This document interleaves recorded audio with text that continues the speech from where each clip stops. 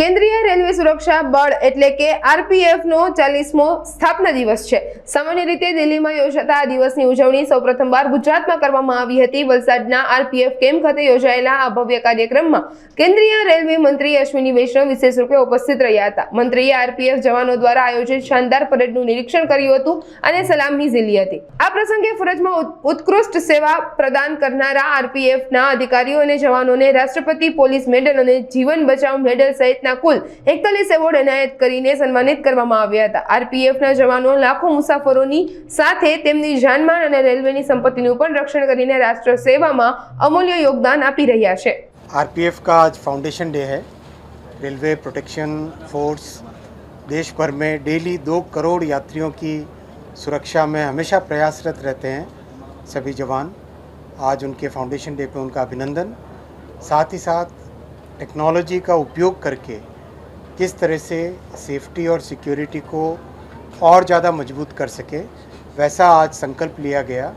कई तरह की नई टेक्नोलॉजीज़ जो कि एनसीआरबी के साथ मिलके नेशनल डिज़ास्टर जो रिलीफ हमारी बड़ी एक फोर्स है एनडीआरएफ के साथ जुड़ के उन सब के साथ मिलके एक बहुत ही अच्छे कोऑर्डिनेटेड वे में सेवा करने का संकल्प है। साथ ही साथ यहाँ पे वलसाड में आया हूँ तो वलसाड से संबंधित कई विषय भी आज तय हुए। विशेषकर जो एसपी उडुपी और कल्याण साइकिल इन दोनों का ओपनिंग का निर्णय लिया गया। आज जो शहर के अंदर ट्रैफिक के कंजेशन का मुद्दा था वो सॉल्व हुआ। दूसरा चिपवाड़ और गुंदलाव मोगरावाड़ी उसमें एक आरओबी का विषय था, वो भी आज तय किया गया। डुंगरी में अंडरपास का विषय भी तय किया गया। आज उडवाड़ा में अंडरपास का विषय भी तय किया गया। और एक और बहुत इम्पोर्टेंट था कि कैसे जो उमरगांव में बड़ा इंडस्ट्रियल एरिया है वहाँ पे आने जाने में दिक्कत होती है, तो उसके लिए एक नई ट्रेन की बात मैंने जनरल मैनेजर साहब को कहा है। एक नई मेमो जो कि उधना से विरार तक पैसेंजर्स को आने जाने के लिए अच्छी व्यवस्था कर सके, उसका स्टडी, उसका फिजिबिलिटी स्टडी करने के लिए जीएम साहब को बोला है। तो जल्दी आपके इसमें अच्छा उपयोग होगा, अच्छा लाभ मिलेगा। वंदे भारत भी आपके चालू हो गई तो उसका भी बेनिफिट है।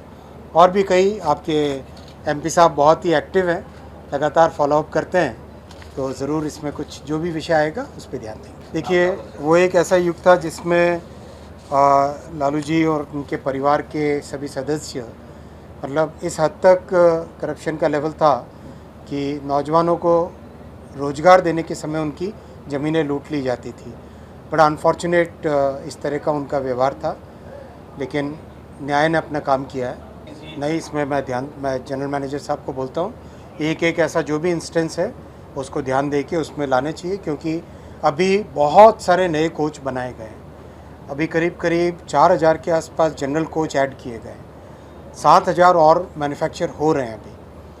और यथासंभव जितने हो सके कैपेसिटी बढ़ाने का काम चल रहा है। जैसा अभी आपको बताया, करीब 35,000 किलोमीटर पटरियां बनाई गई है इन 11 वर्षों में, तो उससे ज़्यादा से ज़्यादा ट्रेन चलाने का प्रयास हर वक्त है।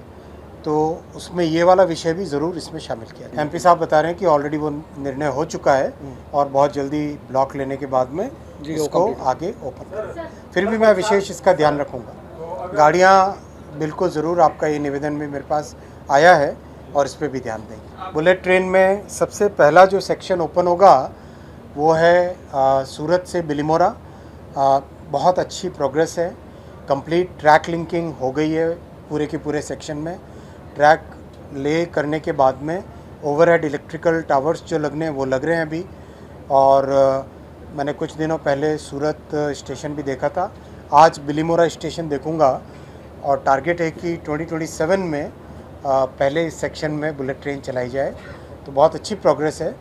ओवरऑल साबरमती अहमदाबाद से लेके मुंबई तक जो कंप्लीट 508 किलोमीटर है, इसकी बहुत अच्छी प्रोग्रेस है। महाराष्ट्र में डेफिनेटली ठाकरे साहब ने परमिशन नहीं दी थी, इस कारण से डिले हुआ था, लेकिन अब उस डिले को भी मेकअप करने का पूरा प्रयास चल रहा है। गुजरात में काम बहुत प्रोग्रेस हो गया है। 28 में पूरे वापी से लेके अहमदाबाद तक का कंप्लीट बुलेट ट्रेन चल जाएगी और 29 में जाते जाते ठाणे और मुंबई में भी 29 में वहाँ तक भी पहुँच जाएगी।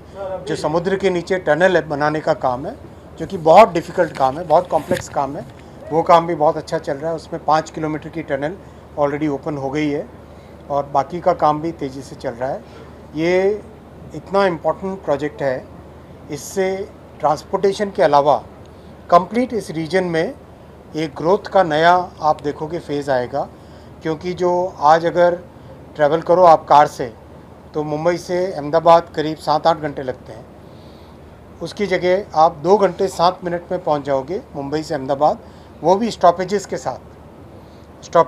साथ। और साथ ही साथ इसका कंप्लीट जो प्लानिंग है बुलेट ट्रेन का, वो इस तरह से है कि पीक आवर्स में सुबह और शाम का जो पीक टाइम है उसमें शुरू में हर आधे घंटे ट्रेन चलेगी, फिर हर 20 मिनट में ट्रेन चलेगी, फिर बाद में उसको हर 10 मिनट में ट्रेन का जैसे जैसे स्टेबल होता जाएगा नेटवर्क, हर 10 मिनट में गाड़ी चलेगी।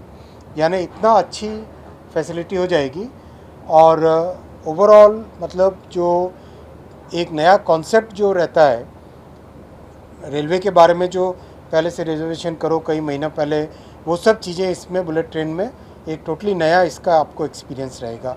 और बड़े बड़े शहर आते हैं, मुंबई से अगर चालू करो तो मुंबई के बाद में ठाणे है, फिर वापी आता है, वलसाड है, फिर आगे जाते हैं तो सूरत बड़ा आता है, फिर बड़ौदा आता है, आनंद आता है, फिर अहमदाबाद है। सारे बड़े शहर हैं। इन बड़े शहरों की इकॉनमी सिंगल इकॉनमी हो जाएगी। मतलब आप सुबह सूरत से वलसाड से आप बैठो, वापी से बैठो और अपना काम कंप्लीट करो और वापस घर आ सको, इस तरह की व्यवस्था हो जाएगी। ये आपके विषय नोट किया जीएम साहब को। जो उधना से चल रही है, करीब 12 ट्रेन चली है कल। टोटल इस बार छठ और दिवाली पे देश भर में 12,000 ट्रेन स्पेशल चलाई जा रही, जो कि अपने आप में एक रिकॉर्ड है। आप याद करो 10 साल पहले यही संख्या बहुत कम होती थी और बहुत ही अच्छा प्रयास किया जा रहा है और अच्छा इसका लाभ भी मिलेगा।